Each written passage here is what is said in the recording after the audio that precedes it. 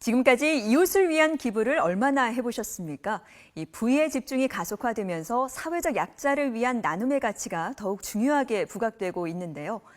기부가 사회 문화로 정착한 미국에서는 다양한 이벤트까지 등장해 대중들의 관심을 이끌어내고 있습니다. 샌프란시스코로 함께 가보겠습니다. 정용주 리포터. 네, 샌프란시스코입니다. 네, 요즘 샌프란시스코에서는 보물찾기가 유행이라고 하던데요. 도심 곳곳에 누가 돈을 숨겨놨다고요? 네, 숨겨진 헌금, 즉 히든캐시라는 익명의 트위터 이용자가 이 보물찾기를 기획했습니다.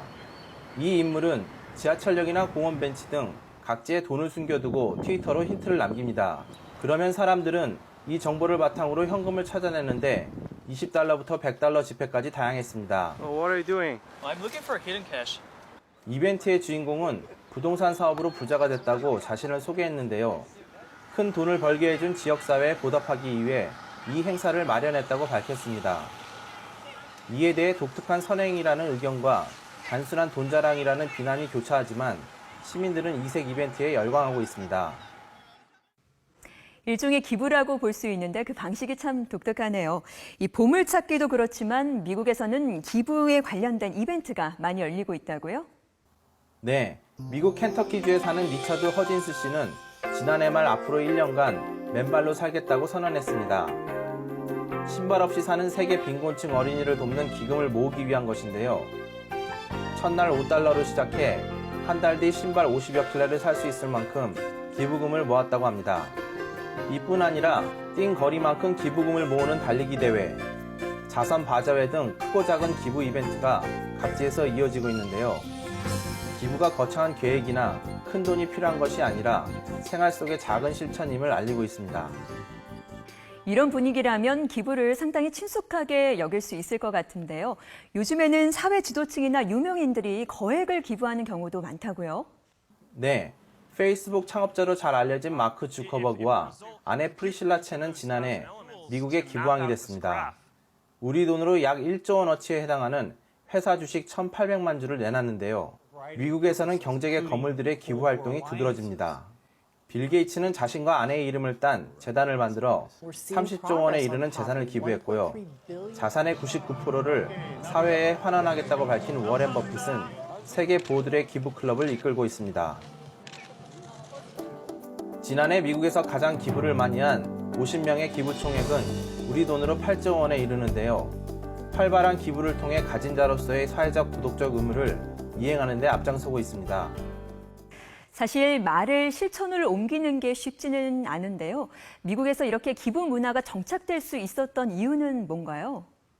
네, 기부 문화는 미국 건국 역사 속에서 그 뿌리를 찾아볼 수 있습니다. 황무지를 개척해 삶의 터전을 일군 미국의 선조들은 개인보다 공동체의 힘을 통해 사회 격변기의 많은 문제들을 해결했습니다. 건국을 주도한 청교도인들 역시 공공을 위한 선행을 교리 중 하나로 강조했죠. 이 때문에 부를 얻으면 사회에 환원하는 것이 전통적으로 대단한 중요한 가치로 자리 잡게 됐습니다. 공동체와 함께 하지 않으면 어떤 사업도 성공할 수 없다는 미국식 사고방식은 지금의 기부 문화가 정착되는데 큰 영향을 미쳤습니다. 전체 기부액의 70% 이상을 개인이 낼 만큼 기부가 일상화되어 있는 것은 이런 역사적 배경에서 출발했다고 볼 수 있습니다. 사실 기부하면 연말연시에 거리에 있는 빨간 모금함이 먼저 생각나는데요. 한국에서는 기부를 특별한 때나 하는 것으로 생각하지 않습니까? 네, 영국의 자선재단 CAF는 기부 활동을 중심으로 세계 기부지수 순위를 만들었는데요. 한국은 지난 2012년 기준으로 세계 153개국 가운데 45위를 차지했습니다. 한 해 전보다 12계단 뛰어오른 것입니다. 재작년 국세청에 신고된 개인과 법인의 기부 총액은 금액도 11조 원을 넘어섰습니다. 지난 2006년에 비해 50% 가까이 늘어났습니다. 최근에는 스마트폰을 이용한 기부, 재능 기부 등 다양한 방식들도 등장했는데요. 금액도 늘고 방식도 다양해지고 있지만 한국은 아직 경제 규모에 비해 기부에 인색한 것이 사실입니다. 가계에 어려움이 봉착을 해도 마치 그 최소한의 생활비 안에 포함시키는 것처럼 기부를 삶의 문화의 하나로 포함시키는 이 기부금을 관리하는 단체들이 정직하게 잘 기금 관리를 하는 신뢰를 줄 필요가 있다고 생각합니다. 남에게 베푼 것은 내게 다시 돌아온다는 말도 있죠. 그것은 어떤 물질적인 보상이 아니라 남을 위해 가치 있는 일을 할 때 느낄 수 있는 순수한 기쁨을 뜻하는 게 아닐까요? 네, 정영주 리포터 오늘 말씀 감사합니다. 지금까지 샌프란시스코에서 전해드렸습니다.